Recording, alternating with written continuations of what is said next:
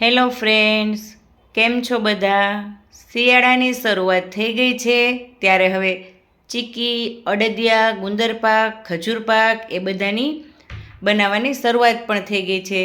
તો આજે મેં બનાવી છે એકદમ દેશી રીતથી દેશી ગોળ અને સિંગદાણાની ચીકી.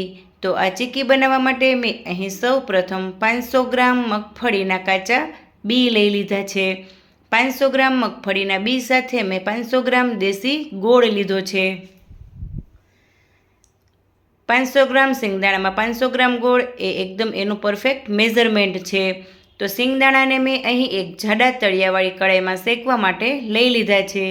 ગેસની ફ્લેમ મીડિયમ ટુ લો રાખી એને કન્ટિન્યુ આ રીતે ચમચાથી હલાવતું રહેવાનું છે, જેથી કરીને બધા જ સિંગદાણા વ્યવસ્થિત શેકાઈ જાય અને એમાં દાજ પણ ન આવે.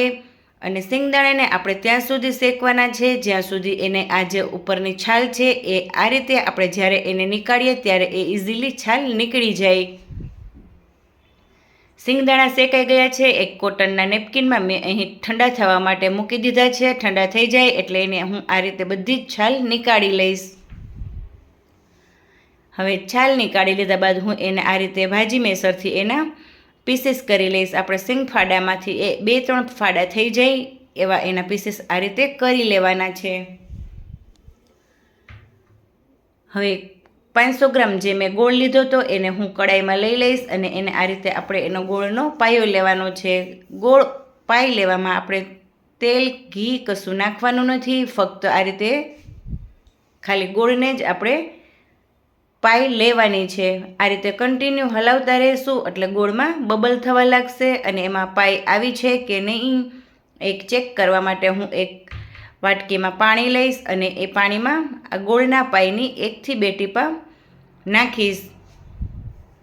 હવે ગોળની પાઈના 1-2 મેં ટીપા નાખ્યા, તમે જોઈ શકો છો. એ નાખ્યાની સાથે જ આ રીતે હું એને ચેક કરી લઈશ. હજી પાઈ નથી આવી, એ ચીપકે છે અને થોડીવાર પછી ફરી પાછું હું 2 થી 3 પાઈના ડ્રોપ્સ લઈશ.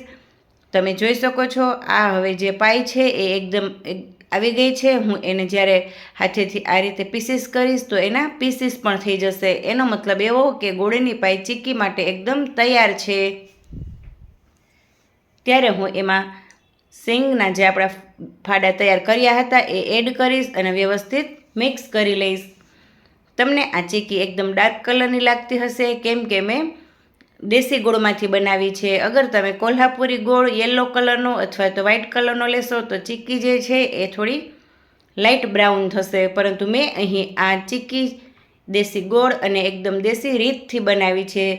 જે ચીકી મેં આ રીતે અહીં ડાયરેક્ટ પ્લેટફોર્મ પર ક્લીન કરીને એના ઉપર જ હું સ્પ્રેડ કરવાની છું અને આ રીતે એક તળિયામાં તેલ લગાવી, વેલણ પર પણ તેલ લગાવી અને ચીકીને વ્યવસ્થિત વણી લઈશ, જેથી કરીને ચીકી છે એ બધી જ એક સરખા લેવલની થાય, કે જાડી પાતળી ના રહે. આ રીતે વ્યવસ્થિત હું એને રોટલીની જેમ વણી લઈશ અને હાથેથી ફરતી બાજુથી એને વ્યવસ્થિત સેટ કરી લઈશ.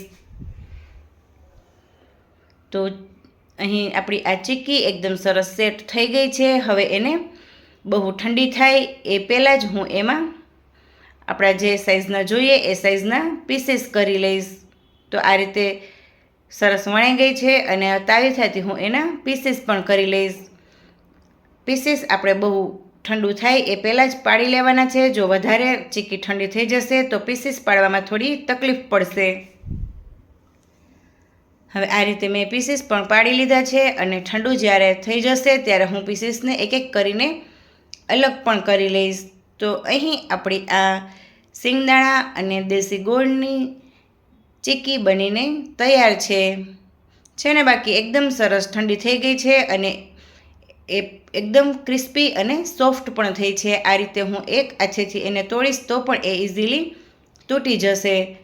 Thank you for watching and ફરી મળીશું પાછા બીજા વિડીયોમાં. ત્યાં સુધી આવજો.